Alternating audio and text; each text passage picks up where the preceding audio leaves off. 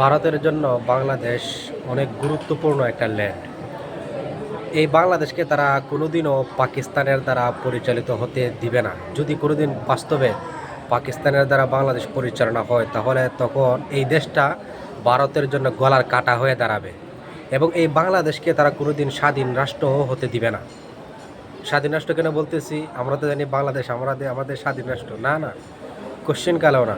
এই স্বাধীনতার দিবসে প্রত্যেক বছর দেখা যায় ভারতের প্রধানমন্ত্রীরা তাদের স্বাধীনতা বলে দাবি করে। যদি স্বাধীন রাষ্ট্র হয়ে থাকে, তাহলে বর্ডার গার্ডে বিএসএফ এর গুলিতে আমার দেশের স্বাধীন রাষ্ট্রের মানুষকে এভাবে হত্যা করতো না। কদিন আগে তো গতকালকে সম্ভবত বিএসএফ এর গুলিতে 2জন ছেলে মারা গিয়েছে। বিনিময়ে বাংলাদেশে কি প্রতিক্রিয়া জানাইছে? কোনো প্রতিক্রিয়া নাই। প্রতিক্রিয়া জানাবো কীভাবে? আমাদের কি কিছু আছে? আমাদের কি কিছু হয়? কিছু হয় না। আচ্ছা, ধরে নেন ভবিষ্যতে যদি ভেনেজুয়েলার প্রেসিডেন্টের মতো বাংলাদেশের প্রেসিডেন্টকে ভারতে উঠিয়ে নিয়ে যায়, অথবা বাংলাদেশে ভারতের সামরিক হস্তক্ষেপ করে যুদ্ধ করে, তখন বাংলাদেশে কি করবে? বাংলাদেশে কি পাল্টা আক্রমণ করার, অথবা সরকারকে প্রতিরক্ষা দেওয়ার, সরকারকে বাঁচানোর কি কোনো পরিকল্পনা আছে? আমাদের কি অস্ত্র সামগ্রী আছে? হ্যাঁ, আছে। আমাদের কি আছে? আমাদের রবীন্দ্রনাথ ঠাকুরের সঙ্গীত আছে। আমরা এই সঙ্গীত পাঠ করে এবং 71-এর চেতনা আছে। 71-এর চেতনা এবং রবীন্দ্রনাথ ঠাকুরের সঙ্গীত পাঠ করে আমরা তাদেরকে ধূলিসাৎ করে দিব, ভস্ম করে দিব। এটাই আমাদের সবচেয়ে বড় সুপার পাওয়ার। এই সুপার পাওয়ারের কাছে ভারত কি, পাকিস্তান কি, স্বয়ং আমেরিকা পর্যন্ত আমাদের সাথে পারবে না। এই আমাদের রটার সঙ্গীত আর কি 71-এর চেতনা, এই চেতনার কাছে সব কিছু হার মানবে অবশ্যই। এছাড়া কোনো উপায় নাই। যখন আমরা দেখবো যে আমাদের প্রধানমন্ত্রীকে উঠিয়ে নিয়ে যেতেছে ভারতের সশস্ত্র বাহিনীরা, তখন আমরা রটার সঙ্গীত পাঠ করে শোনাবো। তখন সশস্ত্র বাহিনীর অকেজ হয়ে যাবে। অথবা আমরা 71-এর চেতনা বলে চিল্লাইতে আমরা আমাদের প্রধানমন্ত্রীকে, আমরা আমাদের দেশকে বাঁচিয়ে ফেলবো, তাই না? এরকমটাই। এছাড়া আর কি লাগে? আমাদের আর কিছু দরকার নাই। আমাদের কিছু দরকার নাই। আমাদের এয়ার ডিফেন্স দরকার নাই, ফাইটার জেট দরকার নাই, মিসাইল দরকার নাই। ঠিক আছে না? কি বলবো এই দেশ নিয়ে?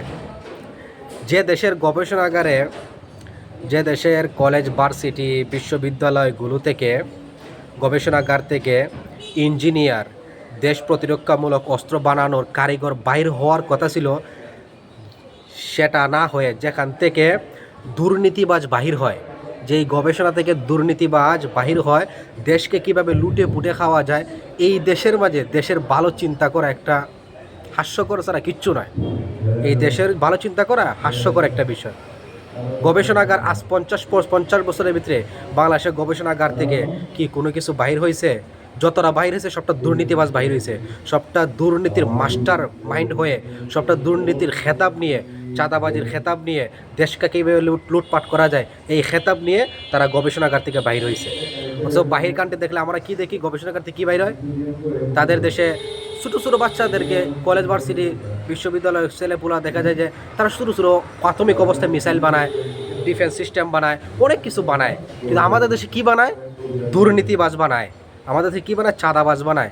আমাদের দেশে কী বানায়? কীভাবে একটা ছেলেকে স্কুলে পাঠিয়ে তাকে কীভাবে রাজনীতি শেখানো যায়। অথচ বাহির কান্ট্রি কোনো কলেজ, স্কুলগুলোতে রাজনীতি নাই, কলেজ ক্যাম্পাসে রাজনীতি চলে না। এই জন্য তারা সারা বিশ্বের কাছে অনেক এগিয়ে যাচ্ছে। আর আমরা কলেজ ক্যাম্পাসে রাজনীতি ছাড়া কিছু নাই। আদু ভাই এখন কলেজ ক্যাম্পাসে বইরা গেছে, কি এক অবস্থা! তাদের নাতির বয়সী ছেলে মেয়েদের সাথে তারা এখনও কলেজ ক্যাম্পাসে ঘোরাঘুরি করে। তারা নাকি কলেজের ক্যাপ্টেন, কাপ্তান। হ্যাঁ রে, কত রকম কাহিনী।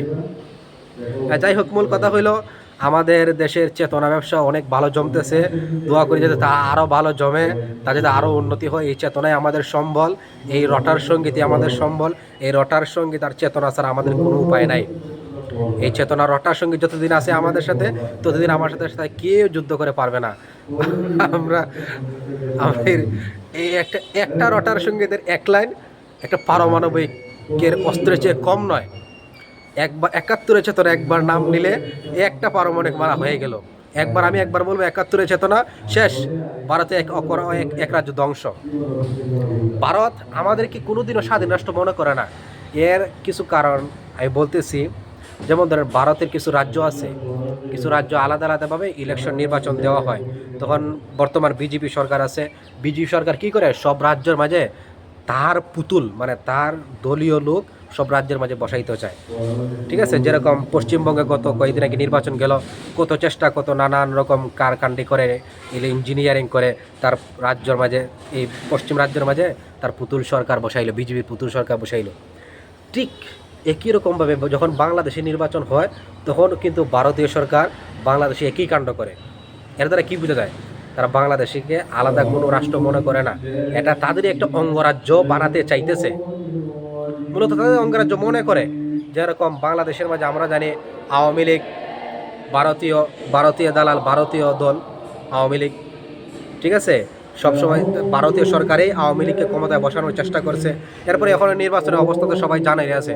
এই হিসাবে আমি মনে করি না বাংলাদেশ যে স্বাধীন রাষ্ট্র। কীভাবে স্বাধীন রাষ্ট্র? তোমার স্বাধীনতার কোনো কিছু আছে? তুমি কি স্বাধীনভাবে কথা বলতে পারো? তোমার কোনো কিছু বললেই তো তুমি অনেক কিছু ট্যাগ পেয়ে যাও, কোনো কিছু বললে তো তোমাকে নাই করে দেয়, কোনো কিছু বললে তুমি মারা খায় যাও। কি তুমি স্বাধীন রাষ্ট্র কীভাবে হলে?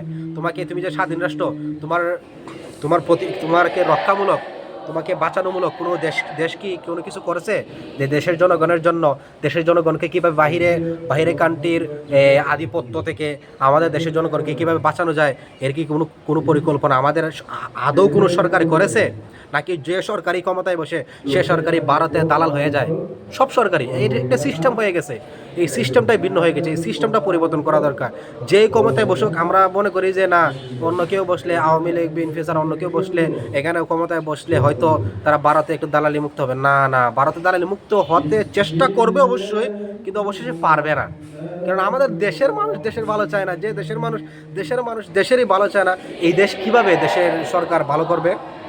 আগে দেশের মানুষের তো এই অন্যের দালালি থেকে, অন্য দেশের গোলামি থেকে নিজেকে মুক্ত রাখতে হবে, মুক্ত চিন্তা রাখতে হবে। আমি অন্য দেশের গোলামি করব না, আমি আমার নিজস্ব দেশ আছে, আমার স্বাধীন রাষ্ট্র, আমি কেন অন্য দেশের পা চাটবো? কেন অন্য দেশের সংবিধান মতো আমার দেশকে পরিচালনা করব? কেন অন্য দেশের রাজার কথার মতো, প্রেসিডেন্টের কথা মতো আমার দেশকে আমি আমার পরিচালনা করব?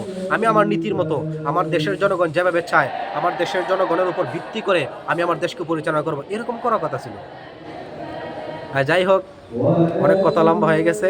আমাদের রটার সঙ্গীত ভালো করে চর্চা করা দরকার, আর চেতনা বুকের মাঝে আরও বেশি লালন করা দরকার। এই চেতনাই আমাদের সম্বল। অবশ্যই চেতনা জিন্দাবাদ, রটার সঙ্গীত জিন্দাবাদ।